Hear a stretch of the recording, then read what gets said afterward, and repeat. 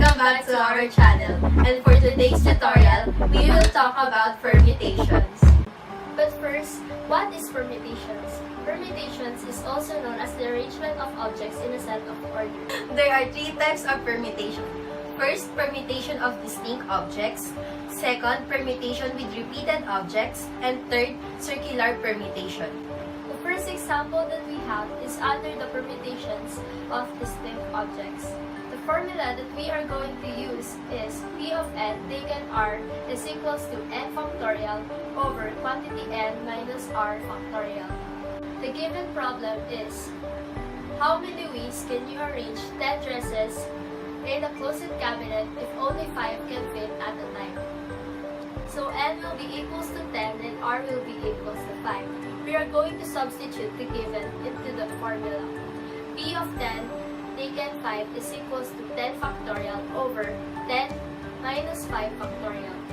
So we are going to expand the numerator 10 factorial into 10 times 9 times 8 times 7 times 6 times 5 factorial.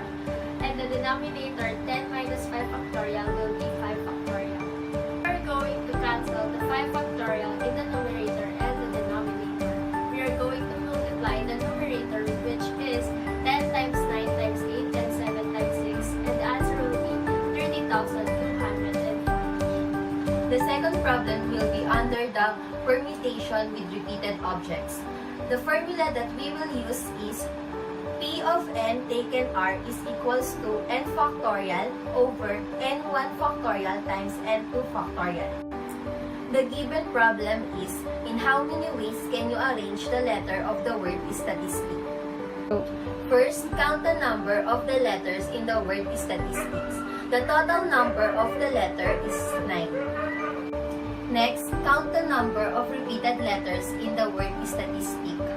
I is equals to 2, S is equals to 2, and T is equals to 3. Next, substitute the given to the formula. The formula will be P of n taken r is equals to 9 factorial over 3 factorial times 2 factorial times 2 factorial. Next, expand the factorial. 9 times 8 times 7 times 6 times 5 times 4 times 3 factorial over 3 factorial times 2 times 1 times 2 times 1. Then, cancel both 3 factorial in the numerator and denominator.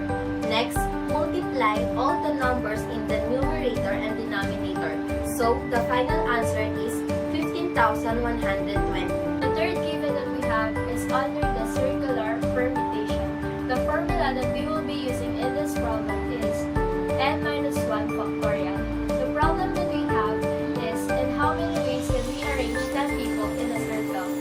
10 minus 1 factorial is equals to 9 factorial or 362,808. That's all for today's tutorial. We hope you enjoyed and learned something